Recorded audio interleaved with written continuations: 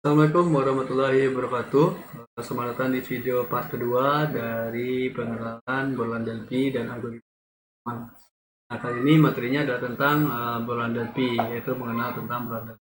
Nah, sesuai dengan video kemarin hari part sebelumnya, hari ini kita akan mempelajari tentang bagaimana menggunakan program Delphi tersebut. Nah, pertama adalah penjelasan tentang bulan Delphi dulu ya. Bulan Delphi ini merupakan sebuah program yang menggantikan Turbo Pascal karena semakin namanya pemrograman berbasis objek atau objek oriented programming atau visual pada waktu itu. Nah, bulan Delphi adalah sebuah alat pengembangan aplikasi-aplikasi untuk sistem operasi Microsoft Windows. Nah, Delphi ini sangat berguna dan mudah digunakan untuk membuat suatu program berbasis GUI atau grafik user interface atau konsol seperti. Nah, selanjutnya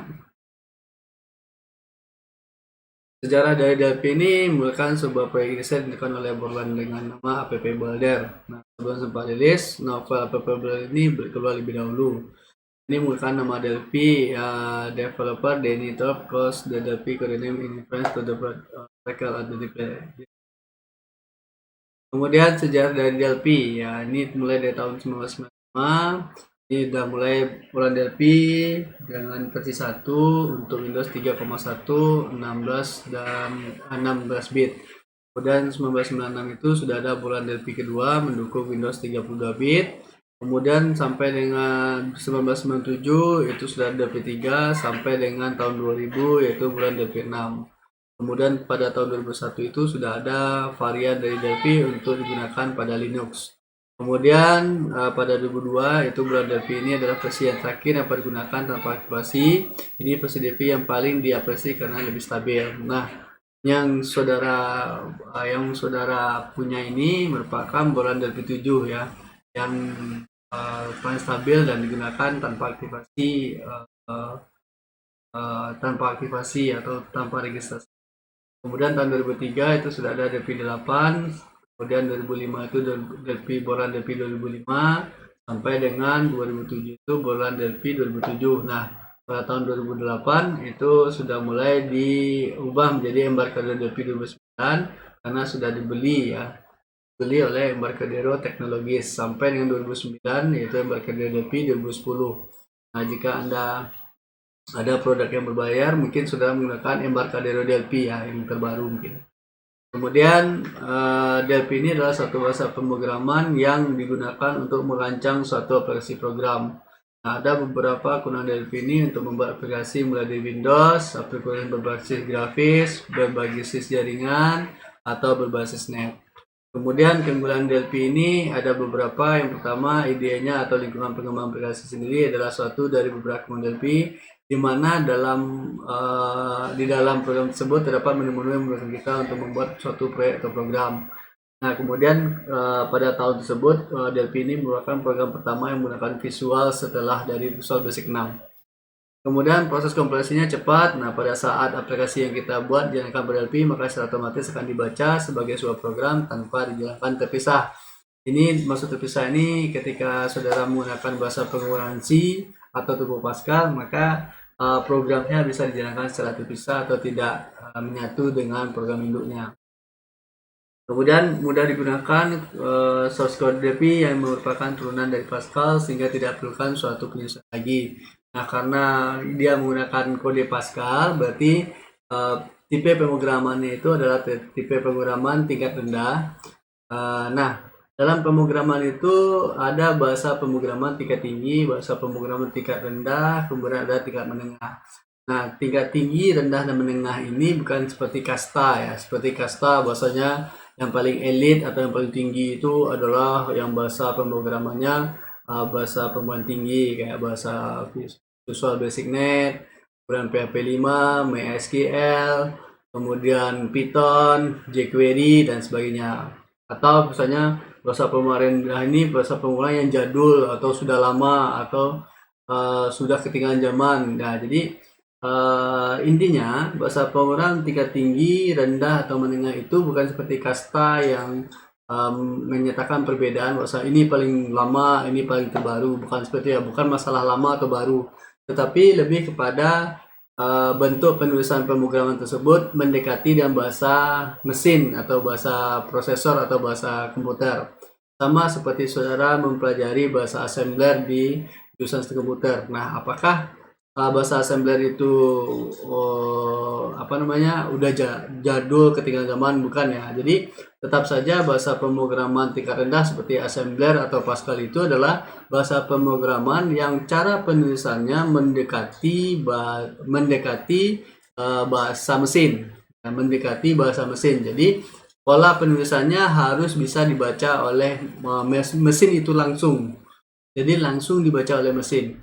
Sedangkan kalau misalnya program bahasa pemrograman tingkat tinggi, itu penulisan programnya lebih kepada logika atau mendekati logika manusia. Jadi ada logika yang mendekati mesin, ada logika yang mendekati manusia. Bukan masalah, oh ini program lama, ini program baru, ini udah tahun jadul, ini udah zaman now. Bukan masalah seperti itu. Jadi kalau misalnya ada pemrograman tingkat rendah, berarti logika kita menyesuaikan dengan bentuk penulisan bahasa mesin. Berarti logika kita yang kita latih untuk bisa mendekati bahasa mesin.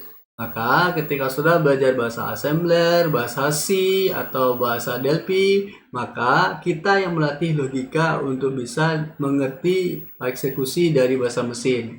Kalau misalnya bahasa pemrograman, berarti cara penulisannya atau logika penulisannya sudah mirip dengan logika manusia dan bisa dieksekusi oleh mesin.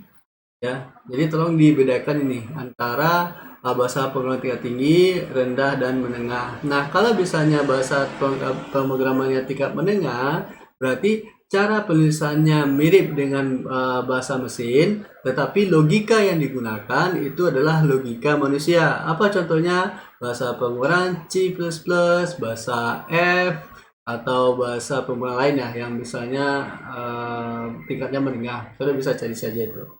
Nah, kemudian yang keempat adalah bersifat multipurpose. Jadi artinya bahasa pemrograman Delphi dapat digunakan untuk menggunakan berbagai keperluan pengembangan aplikasi.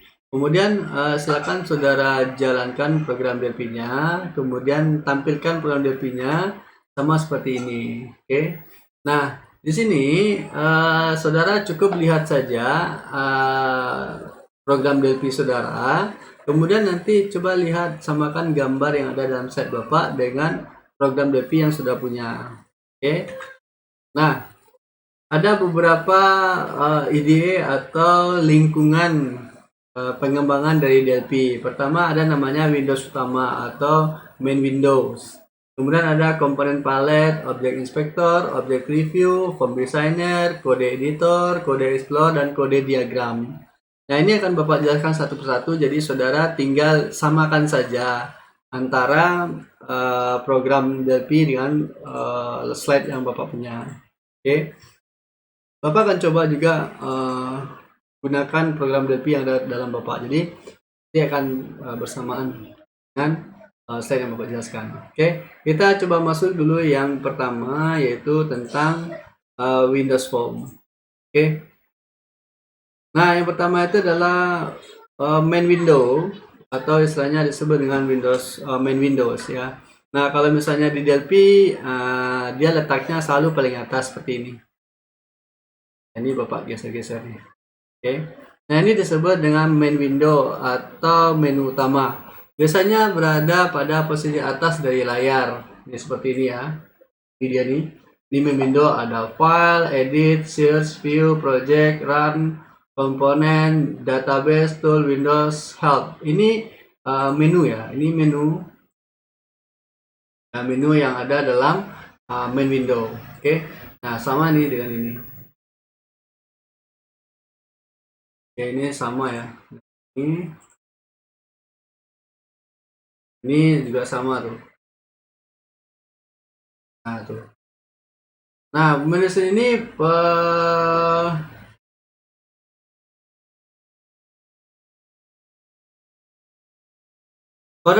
pada menu ini ada kotak judul di atas pada Windows ya, yang berisi nama project yang sedang dikerjakan atau kerjakan kotak menu terdiri dari menu-menu drop down.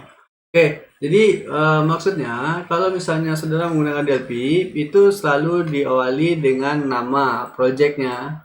Nah, seperti bagian atas ini ada nama project. Kalau misalnya nama projectnya tidak kita ganti, maka dia akan selalu dibuat menjadi project 1.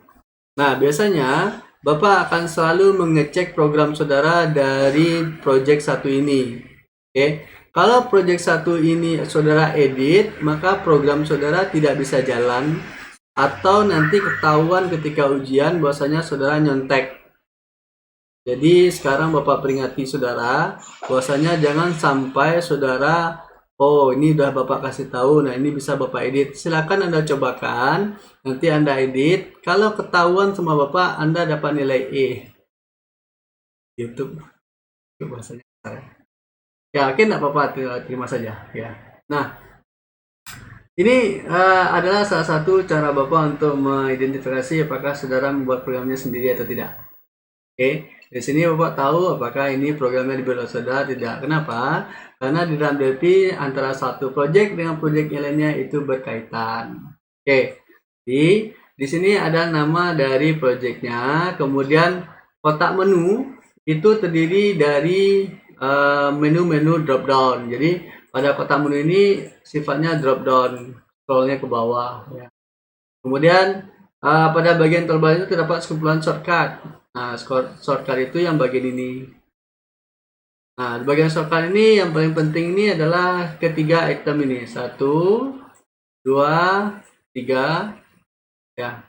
Nah, ini 3 item yang paling kita butuhkan dalam program DLP ya. Nah, ini digunakan untuk mengganti dari form design menjadi kode editor. Kemudian di sebelahnya ini adalah new form atau membuat form baru. Kemudian ini adalah untuk menjalankan program DLP-nya. Menjalankan program yang kita sudah selesai kita buat. Nah, ini sekilas dulu tentang main window. Oke. Nah, selanjutnya adalah komponen palette. Nah, komponen palette ini terletak pada main shortcut di sebelahnya. Nah, ini tempatnya kalau bahasa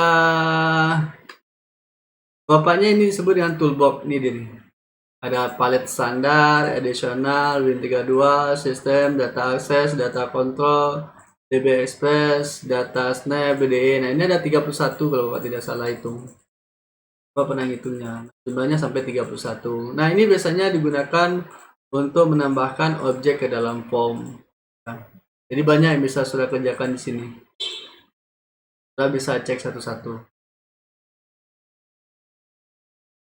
Ini sudah bisa bikin web service, internet press, dan sudah bisa connect dengan database dan lain sebagainya ya. Nah, ini disebut dengan tab palette.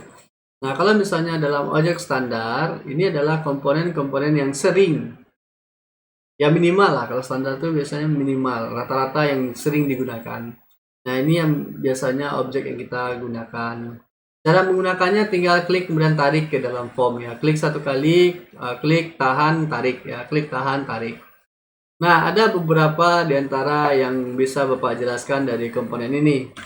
Yang pertama adalah pointer ya. Pointer ini mengalihkan fungsi mouse ke defaultnya. Kemudian ada frame ya, ada frame. Kemudian ada main menu, data dan pop menu ya. Ini membuat menu, intinya membuat menu. Kemudian ada label, ini tulisannya adalah A. Ya, A.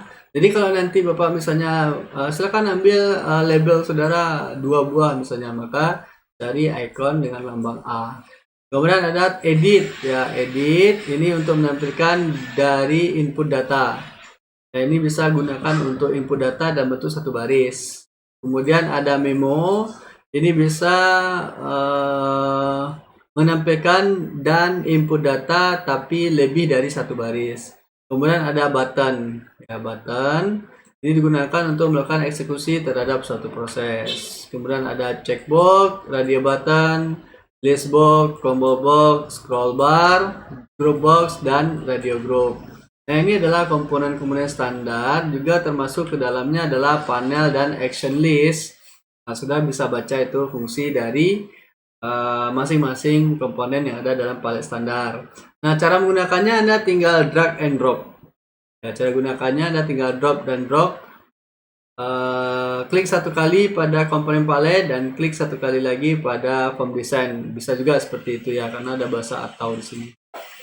Kemudian selanjutnya ada object inspector. Jadi kalau misalnya tadi Bapak sudah bahas tentang main window, berikutnya adalah object inspector. Biasanya berada pada sebelah kiri bawah ya, sebelah kiri bawah. Nah, ini terdiri dari dua bagian, ada properties dan ada event. Ya, ada properties dan ada event. Nah, tolong diperhatikan. Ya, tolong diperhatikan. Nah, objek inspector ini merupakan jendela yang digunakan untuk mengatur tampilan dan kejadian terhadap komponen atau objek. Contohnya adalah pengaturan teks, warna, size, event, dan lain-lain. Ini berada pada posisi kiri bawah dan terdiri dari properties dan event. Nah, ini silakan dicatat. Apa itu properties? Ya, properties ini digunakan untuk mengatur tampilan pada sebuah komponen. Baik itu untuk meliputi penggantian nama, warna, jenis huruf, border, dan lain-lain. Kemudian ada namanya event. Event ini merupakan jendela properties yang digunakan untuk memberikan fungsi yang lebih detail dari fungsi sebenarnya. Misalnya ketika tombol simpannya diklik. Nah, klik ini disebut dengan event ya, atau kejadian terhadap tombol tersebut atau button tersebut. Maka program akan menjalankan perintah penyimpanan data. Kenapa? Karena yang kita gunakan adalah perintah untuk simpan. Oke. Nah, dari kalimat tersebut ada event click untuk menginstruksi sebuah tombol simpan, dan perintah event click tersebut dapat diberikan melalui jendela event. Nah, kemudian object review. Nah, ini terlewat ya. Coba kita back dulu. Nah, jadi kalau misalnya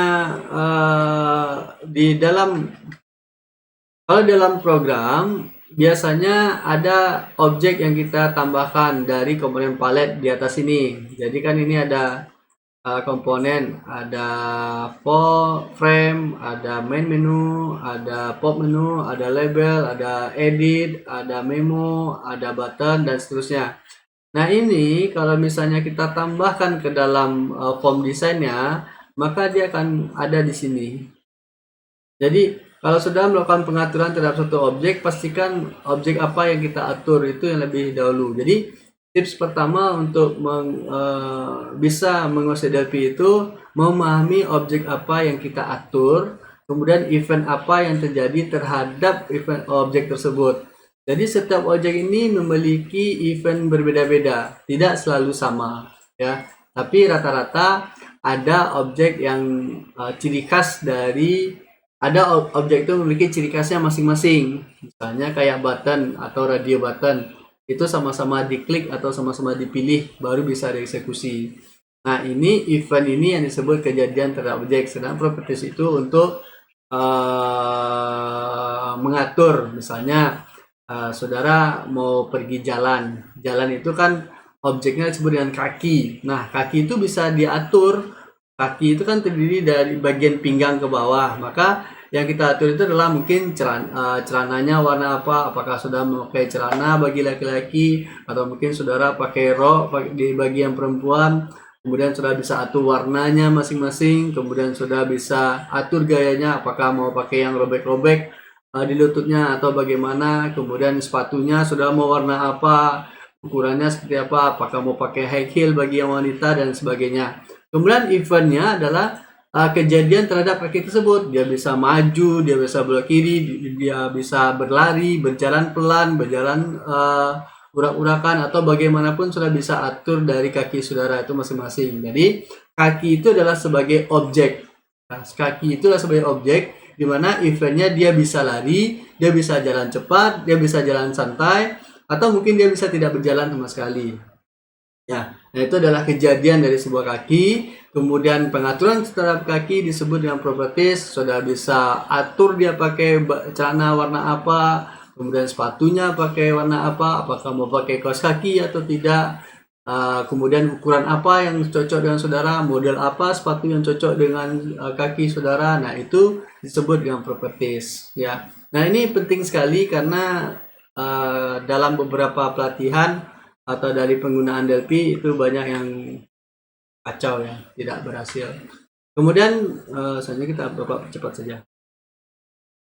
Kemudian object review ya. Object review ini letaknya berada di kiri atas dari object inspector. Nah, ini dia nih. Ini dia. Jadi form 1 ini selalu sebagai induk ya, selalu sebagai induk atau alas dari sebuah desain program. Jadi form itu digunakan untuk mendesain program. Nah, objek-objek yang sudah letakkan di dalam form tersebut itu akan terdeteksi oleh object review ya. Biasanya akan diurut berdasarkan abjad. Nah, berarti sudah ada 3 komponen yang saudara pahami ya. Tinggal bagaimana menguasainya saja dengan cara latihan. Oke. Nah, ini berada pada posisi kiri atas ya, posisi kiri atas. Nah, objek ini merupakan sebuah diagram pohon yang menggambarkan hubungan logis semua komponen yang terdapat dalam suatu proyek program. Nah, dia di sini dia nanti akan ada nih apa-apa aja objek yang ada di dalamnya, nanti dia tulis di sini.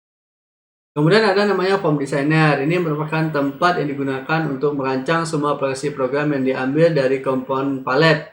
Nah, secara default selalu diawali dengan nama form 1. Nah, kalau bisa di program saudara, dia itu bentuknya seperti ini. Oke, nah ini dia. Jendela kotak-kotak seperti ini disebut dengan form. Oke. Nah, cara menggunakannya ini saudara pilih dulu komponen yang di atas ini, komponen palet ini. Klik, tarik, klik, tahan, tarik. Oh, maaf ya. Jadi, saudara bisa misalnya pilih klik satu kali di di komponen palet, kemudian klik satu kali di formnya ya. Seperti itu caranya. Ini juga klik satu kali pada objeknya, kemudian klik satu kali pada form. Oke. Nah, lalu yang pertama itu diawali dengan label 1. Ya, ini ada label satunya. Kalau misalnya ada seperti ini berarti sudah menandakan sudah ada 2 label. Nah, ini bisa saudara atur ukuran, size dan sebagainya, propertiesnya. Misalnya pada label 1 ini saudara mau gantinya misalnya bikin nama Anda misal. Nama Anda ya. Anda bisa tulis di situ nama Anda. Oh, Pak, ini kurang kecil, Pak. Tidak kelihatan. Nah, sudah bisa atur di sini menggunakan font. Bisa saja di sini ada font, ya font. Kemudian ada kotak titik-titik. Ini bisa sudah pakai. Nah, ini bisa sudah tebalkan, bisa ganti tulisan, kemudian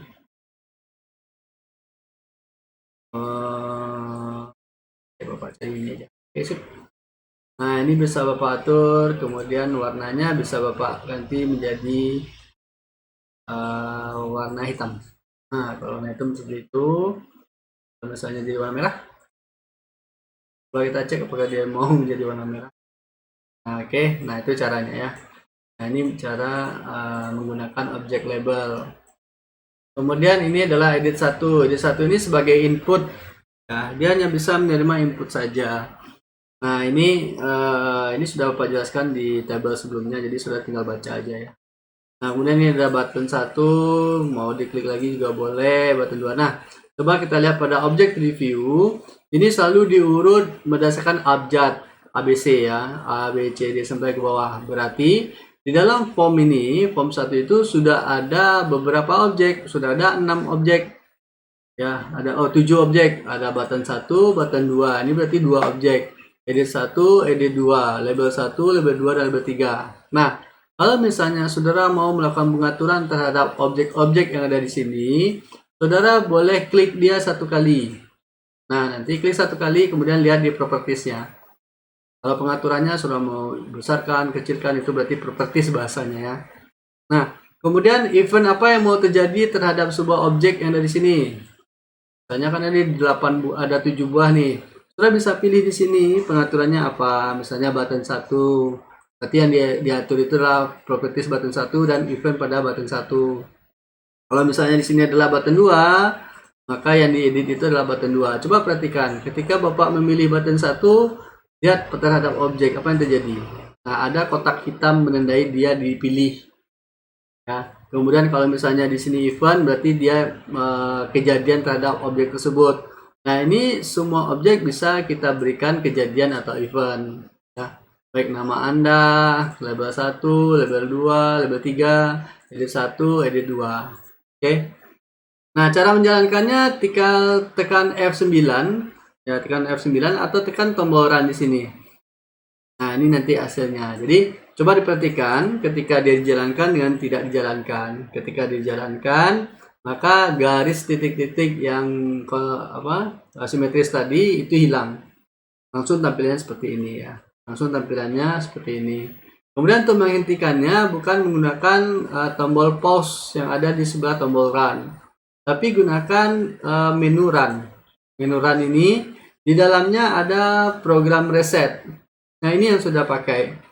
Ya, bukan menggunakan program pause. Kalau program pause itu, saudara akan dilihatkan dalam bentuk bahasa assembler. Nah, ini bahasa assembler nih, Mas. Semester 3, Bapak tidak salah sudah belajar nih. Ya, semester 3 atau semester 4 sudah belajar ini. Ini bahasa assembler. Ini bukan menghentikan, tapi memperlihatkan kepada saudara bahwasanya baris program untuk button 1 atau button 2 itu letaknya di sini. Oke, ini pemanggilan. Nah, ini yang disebut dengan bahasa pemrograman tingkat rendah. Artinya, penulisannya diterjemahkan ke dalam bahasa mesin yang bisa dieksekusi oleh prosesor. Oke, prosesor. Nah, cara menghentikannya adalah klik tombol run atau pilih menu run, kemudian pilih program reset atau Ctrl F2. Ya, Ctrl F2. Nah, ini digunakan untuk menghentikan. Jangan sekali saudara, ini Bapak sarankan, jangan sekali selalu kalau menghentikan program itu tekan tombol silang. Karena ketika salah ini bisa hilang. Ya. Ketika sudah tidak teliti ini bisa hilang langsung. Langsung hilang. Nah, langsung hilang. Ini kebetulan nih nanti kalau misalnya sudah silang lagi waktu ujian nih bermasalah, bisa langsung gagal saudara. Oke. Nah, berikutnya ambil dulu formnya tadi. Nah, ini dia. Nah, selanjutnya adalah kode editor. Nah, kode editor ini letaknya berada di belakang. Jadi formnya sudah ya. Ini form. Kemudian kotak editor ini letaknya di bagian belakang dari form designer ya. Ditandai dengan adanya unit pass. Nah, Anda dapat menggunakan yang menekan tombol toggle view. Oke. Kalau misalnya di program ini ya sudah stop. Nah, ini dia. Nah, ini disebut dengan kode editor ya. Kode editor biasanya letaknya di belakang seperti ini. Nah, jadi antara form 1 ini form 1 ini dengan unit pass ini terhubung. Nah, ini tersinkronisasi ini. Nah, selalu ditandai dengan unit titik pas. Pascal code. Jika ada Pascal kode. Nah, ini di sini dia tulis. Nah, program itu ditulis antara SFTDDPM. Nah, ini tidak boleh dihapus. Jangan ada penghapusan dari program-program ini. Jangan dihapus. Ini sudah bawaannya. Jadi, program itu akan Anda tulis di bawah SFTDDPM yang berwarna hijau ini sampai dengan n titik. Nah, ini adalah program standar atau bawaan dari program WP. Nah, ini tidak boleh dihapus sama sekali ya. Nah, sisanya adalah kode editor ya, kode explore dan kode diagram. Kalau kode explore ini generally digunakan untuk menentukan seluruh variabel, tipe dan routine yang didefinisikan pada sebuah unit. Kemudian ada kode diagram, ini merupakan fasilitas sebuah DP yang digunakan untuk mendesain sebuah diagram atas komponen yang digunakan dalam serta rancangan aplikasi. Nah, kemudian bagaimana cara menyimpan program? Nah, cara menyimpan programnya gampang, kita tinggal pilih file, kemudian pilih save project as. Ya, save project as. Nah, di slide itu Bapak sudah jelaskan juga bagaimana apa perbedaan antara save biasa, ya, save as, ya, save as, kemudian save project as, kemudian dengan save all. Ya, Bapak sudah jelaskan di sini, tinggal sudah baca saja. Nah, untuk awal kita harus menyimpannya save project as karena project pertama itu pasti tidak pernah disimpan ya. File, kemudian pilih save project as. Kemudian nanti saudara tinggal pilih saja. Coba Bapak hapus dulu. Oke, misalnya kita pilih di sini new folder. Nah, kita belajar algo, misalnya bikin algo dan pemrograman ya, pemrograman.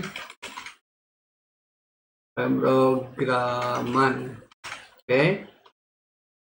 Nah, dalam algo ini kita latihannya misalnya ini adalah latihan pertama. Kita bikin namanya, ini adalah latihan pertama. Nah, berarti latihan pertama ini kita bikin. Nah, di dalam latihan pertama ini baru kita simpan. Nah, unit pass ini tidak perlu kita ganti namanya, kita biarkan saja. Nah, projectnya baru kita ganti. Nah, jangan sampai dihapus project define-nya. Misalnya project atau P atau kita bikin program pertama tanpa spasi ya, Okta misalnya. Program pertama Okta. Oke. Nah, ini baru kita simpan.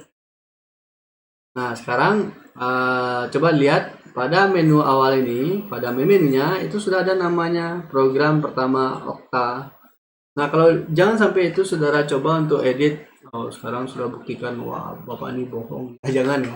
Jangan sampai ada saudara mencoba hal kayak gitu.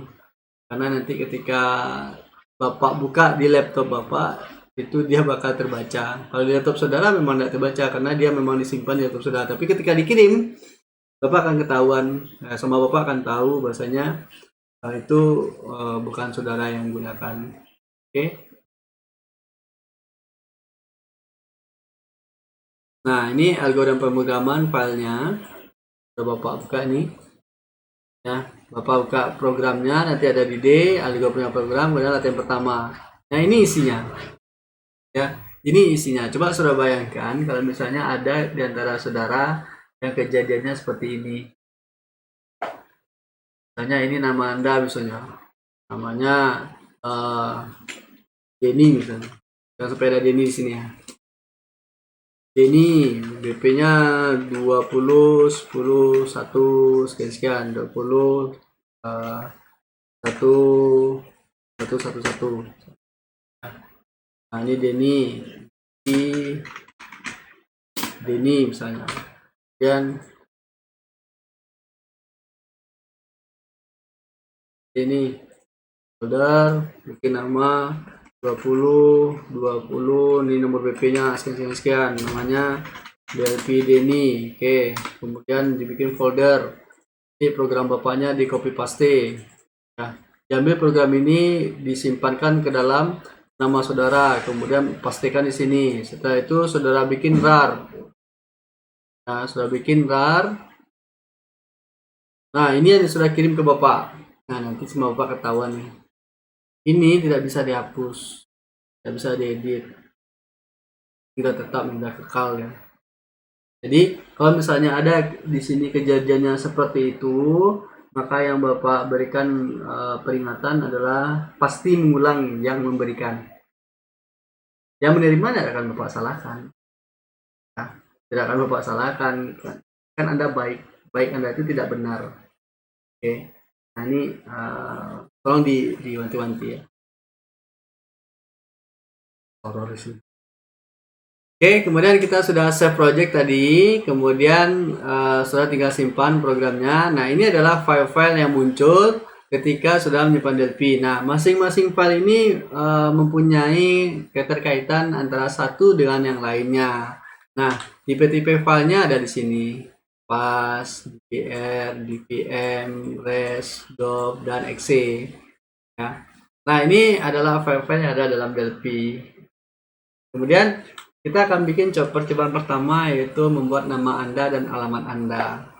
Nah, dalam pembuatan program atau latihan Bapak, lalu Bapak akan biasanya ya, Bapak akan lihatkan desain. Ini desainnya.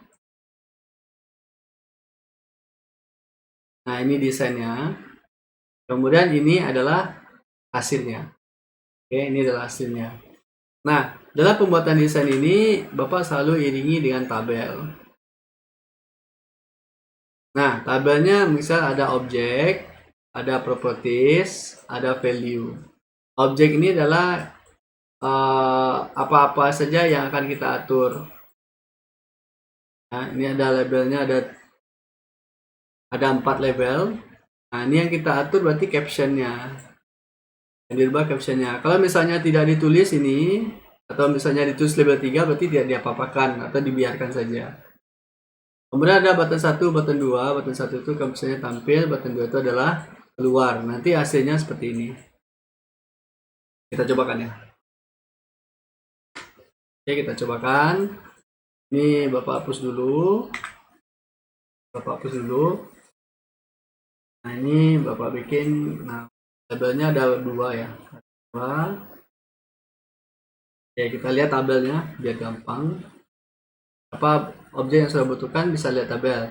Kita butuh 4 buah label dan 2 buah button. Kita akan ambil 4 buah label, 1, 2, 4, kemudian 2 buah button. Nah, yang kita atur itu yang pertama adalah captionnya. Nah, ini caption. Ini bikin nama Anda. Kemudian label 2 itu adalah alamat Anda.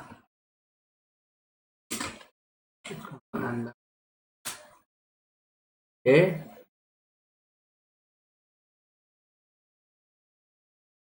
Nah, ini kita atur sesuai dengan posisinya. Ini button ini untuk tampil. Kemudian ini untuk keluar atau exit. Nah, ini Bapak atur dulu ukuran saya. Kita tekan juga 18 kan, dan label 4-nya dan label 3 juga sama. Karena objeknya sama dan pengaturannya hanya 1, boleh sekaligus ya.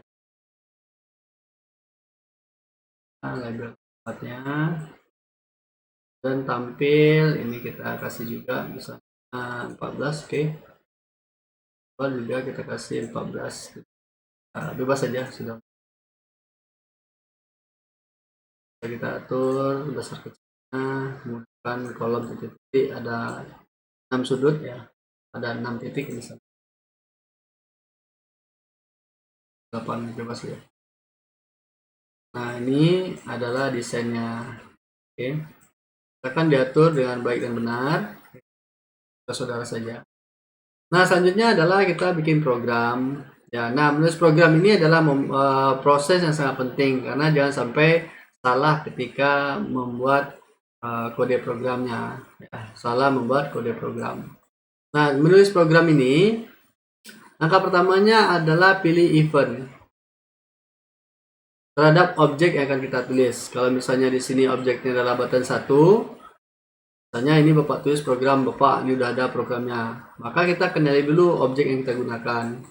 Berarti button 1 dengan objek klik. Ya. Jadi cara bacanya, ya. Kalau misalnya saudara temukan sebuah program atau saudara lihat program-program Bapak di materi-materi berikutnya, saudara tinggal pahami saja. Kalau ada bentuknya seperti ini, button 1 klik, berarti objek Bapak yang Bapak gunakan adalah button 1, event yang digunakan adalah klik, sedangkan form yang Bapak gunakan adalah form 1. Kalau misalnya nanti ada form 2 di sini, ini ditulisnya adalah T form 2, berarti objek button 1 ini letaknya pada form 2. Oke, pahami ya? Coba kita ulang lagi. Nah, kita ulangi lagi. Kalau misalnya Bapak, kalau misalnya saudara menemukan materi Bapak button 1, klik, kemudian T form 1, ini artinya program yang ada di dalam ini atau prosedur yang ada di dalam ini codingnya, ini prosedurnya berada pada form 1 dengan objek button 1, eventnya klik. Ini kalau Bapak bacanya dari kiri ke kanan. Kalau misalnya Bapak baca secara arsitektur, maka prosedur ini itu berarti program yang ada di dalamnya ya, yang ini. Kan ini nanti diketik macam-macam nih, bla bla bla bla bla. Oke. Nah, berarti prosedur ini berada pada objek button 1 dan event klik pada form 1. Kalau misalnya di sini ada form 2, kemudian ada button 1 lagi, berarti prosedur ini dieksekusi pada form 2, button 1, objeknya klik. Nah, coba kita tes dulu. Menurut saudara, program ini atau prosedur ini tulis pada objek apa? Silahkan tulis di kolom komentar ya. Silahkan tulis di kolom komentar. Ya, program ini atau baris coding ini ditulis pada objek apa, event apa, dan form berapa. Silahkan tulis di komen. Kemudian juga program ini. Ini ada juga prosedur. Ya, ini ada formnya, buttonnya, eventnya. Nah, coding ini ditulis pada objek apa dan event apa. Saya akan tulis di kolom komentar. Oke, saya akan tulis dulu sebelum soalnya sebelum lanjutnya ini sudah selesai. Oke, nah sekarang sesuai dari program yang Bapak tulis ini, maka sudah pasti jawabannya adalah objek coding ini berada pada button 1 dan event klik. Bagaimana cara membuatnya? Aduh. Maaf saja ya. Oke, caranya adalah yang pertama kita akan pilih dulu objeknya. Nah, ini objeknya adalah button 1. Berarti pada objek inspektor seperti ini. Ini Bapak dulu objek inspektor, kemudian pilih button 1, pilih event. Nah, di sana eventnya adalah on click. Ya, di sini eventnya adalah klik. Nah, kita lihat di dalam objek inspektor itu tulisannya adalah on click. Nah, di sini sudah double klik di sini. Nah, itu dia. Ya, dia akan muncul nih programnya. Ini boleh digeser ke bawah, digeser ke atas. Oke. Nah, berarti kita nulis codingnya di sini. Strategi dan N. Nah, ini yang tempat kita menulis. Nah, kita tinggal ikuti saja coding yang akan kita tulis. Nah, kita tinggal ketik label. Oh ya. Sudah bisa pakai bantu Ctrl Space ya, pakai label. Nah, itu sudah tinggal pilih itu. Ya. Label apa yang mau kita pakai? Misalnya di sana label 3, kita tinggal pilih label 3. Pakai tanda panah ke atas atau ke bawah. Kemudian setelah label 3 itu diikuti dengan apa? Apakah titik, apakah spasi, atau apa? Kalau misalnya diikuti titik, kasih titik. Nah, label 3. Kemudian apa isinya? Di sana tulis caption. Bikin saja CA. Nanti sudah akan dipilih canvas atau caption.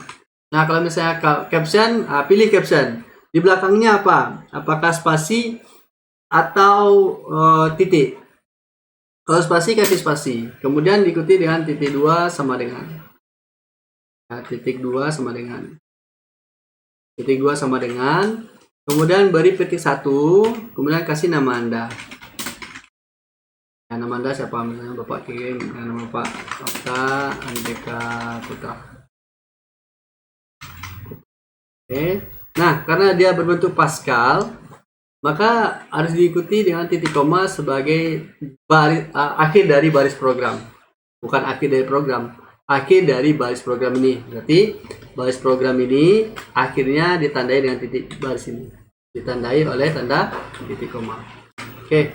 Kemudian label 4. Kalau misalnya tidak muncul alat bantunya, tekan Ctrl spasi. Nah, pilih label 4.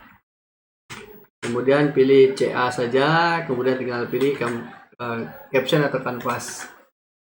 Nah, lihat di belakang codingnya, coba sini, coba saya perhatikan. Nah, di belakang ini apakah titik atau koma? Kalau dia titik, kasih titik seperti ini. Kalau dia spasi, kasih spasi. Nah ini CA. Kasih kontrol spasi supaya sudah bisa dibantu. Kemudian tekan spasi. Kemudian kasih titik 2 sama dengan, kemudian bikin alamatnya adalah Padang.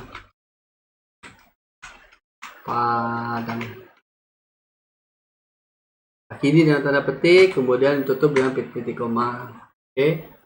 Nah ini adalah untuk button 1 sudah selesai. Nah tinggal dirapikan saja. Kemudian program keduanya adalah untuk button 2. Jadi kita pilih objek inspektor lagi. Oke, kita cari objek inspektor. Mana pergi? Ya. Kita pilih view, cari di sini objek inspektor. Ini dia. Nah, ini dia. Oke, kalau tadi button 1, sekarang pilih button 2, kemudian kita pilih on click. Nah, itu caranya ya.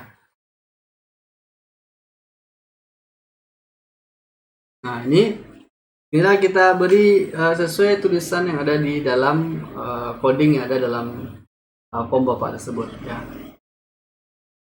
Ini garis 2 miring itu biasanya digunakan sebagai komentar. Komentar itu artinya ini tidak akan dieksekusi, diabaikan. Sama seperti saudara nonton bola. Kalau saudara nonton bola itu kan ada komentator ya, kadang didengar kadang tidak. Kemudian ini garis untuk menghapus program. Nah, kemudian kita bikin app. Nah, kalau misalnya sudah cepat, tekan kontrol spasi. Nah, nanti akan bikin tuh application. Nah, setelah application itu apa? Apakah titik atau spasi? Kalau titik, kasih titik. Kemudian di belakangnya apa? Terminate ya, terminate. Nah, itu pilih. Kalau misalnya dipilih terminate, ya berarti pilih terminate. Kalau terminate kemudian sudah pilih yang di bawah ini, berarti harus diikuti dengan logika true atau false. Ya, maka biasanya pilihnya ini terminate, karena dia bagian dari prosedur bukan properti. Ya. Nah, lihat di belakang terminate itu apakah spasi atau titik. Kalau di sini kelihatannya spasi nih. Nah, ini kan spasi nih ya. Ada titiknya. Maka bikin spasi bukan titik. Kontrol spasi lagi supaya kita ada alat bantu, kemudian spasi. Nah, ikuti dengan tanda titik koma. Oke, kemudian baru kita jalankan. Kita pilih run atau tinggal tombol F9. Kemudian nanti kita akan klik tampil. Nah, dia akan muncul seperti itu. Nah, kurang lebih seperti itu membuat cara kita membuat program di program DP ya. Kemudian sudah tinggal latihan. Nah, algoritma dan pemrograman ini semakin banyak latihan semakin bagus. Bukan materinya, bukan materi yang seabrek yang Bapak berikan, tapi latihannya yang perlu dibanyakin. Karena kalau misalnya Bapak berikan materi pun seton atau 1000 ton atau berapapun, tapi kalau prakteknya cuman on ya percuma saja. Jadi terbalik ya antara materi-materi yang lain dengan pemrograman. Pemrograman itu memang harus sering latihan, ikuti algoritmanya, ikuti langkah-langkah pemrograman yang Bapak sampaikan tadi. Saudara harus bertahan dan harus latihan dengan kesalahan-kesalahan.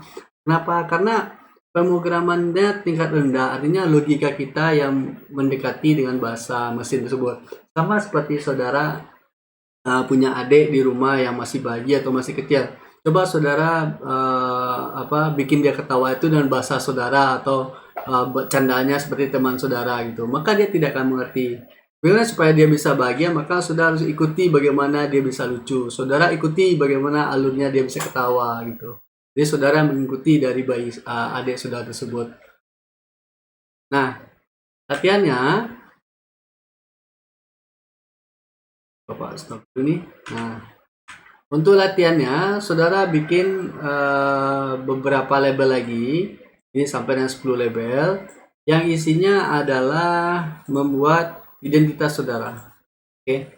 Identitas saudara ini nama Anda, alamat Anda, tempat lahir Anda, anak keberapa, hobi Anda apa. Jadi kalau misalnya Pak tampil, maka seluruhnya yang ada label 6 sampai label 10 ini akan muncul sesuai dengan menu yang ada atau kolom permintaan yang ada. Nah, saudara tinggal bikin saja atau saudara tambahkan saja dalam aplikasi tersebut. Oke, Bapak rasa cukup dulu nih untuk materi kita. Nah, ini Bapak stop dulu. Nah, supaya program saudara tidak hilang, maka kita akan gunakan file, kemudian kita akan pilih save all. Ya, berarti semua coding yang sudah kita kerjakan itu akan disimpannya. Nah, nanti dalam folder, nanti akan ada beberapa komponen yang ditambahkan seperti ini. Unit tanda air ya, unit 1 tanda air, unit 1 tanda air. Nah, ini artinya apa? Ini berarti program tersebut sudah pernah diedit, sudah pernah diketik ulang codingnya, atau sudah diperbaiki codingnya, atau sudah pernah diedit dalam penulisannya. Sudah pernah ada penghapusan, sudah ada pernah penulisan program dan sebagainya. Ini adalah fungsi dari tanda air yang ada di sini. Jadi, di dalam DLP itu ada file-file yang tidak diketahui oleh programmernya. Nah, file ini yang harus saudara simpan dan saudara kumpulkan ketika membuat tugas dengan Bapak. Baik itu tugas, latihan, maupun tentang ujian. Jadi, satu program ini harus saudara kumpulkan. Satu program ini yang harus saudara kumpulkan ketika saudara Bapak berikan tugas, latihan, atau ujian. Nah, ini tidak boleh saudara edit satupun, karena satu filenya berkaitan dengan file yang lain. Oke, Bapak rasa cukup dulu untuk pertemuan kita kali ini. Ini agak durasinya lebih lama dari biasanya, hampir 1 jam. Nah, mudah-mudahan sudah bisa mengikutinya dengan baik dan benar. Kemudian kalau ada pertanyaan, silakan sudah gunakan grup WA. Jika ada penyampaian Bapak yang salah dalam video ini, Bapak mohon maaf, karena ini hanya berlaku untuk mahasiswa Bapak saja. Jika ada yang umum untuk melihat ini, silakan. Kemudian harap diabaikan perkataan-perkataan yang ada di dalam video ini, karena ini ada disclaimer-nya. Jadi tolong diperhatikan. Nah, ini demi kebaikan mahasiswa Bapak sendiri. Bagi Anda yang di luar dari mahasiswa Bapak, silakan ambil saja pelatihan-pelatihannya. Materi yang bagus silakan sudah ambil, dan tidak silakan sudah buang saja. Oke, terima kasih atas perhatiannya. Bapak ucapkan wabillahi taufiq wal hidayah. Wassalamualaikum warahmatullahi wabarakatuh.